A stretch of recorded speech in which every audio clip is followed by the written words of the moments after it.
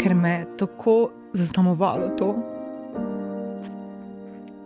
Pa nekdo napiše, poglej to čeljust, ali pa poglej to lepotično piko in si...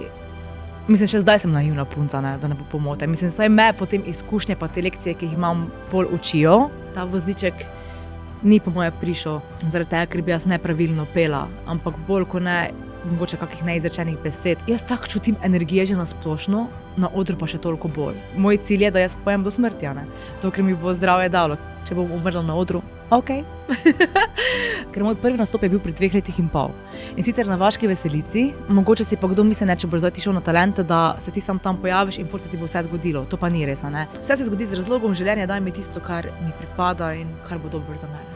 Imela sem 2 resni zvezi v življenju, ena je 8 let bila, druga pa 7 let, tako da imam kar dolge veze. Tak fejst imaš rad, pa včasih ljubezen ni dovolj, ne? Ti si ne moreš izbirati, koga imaš rad. Meni je važno v življenju, kakšen človek si. Meni je vseeno, koliko imaš keša, kak avto voziš, I don't give a fuck.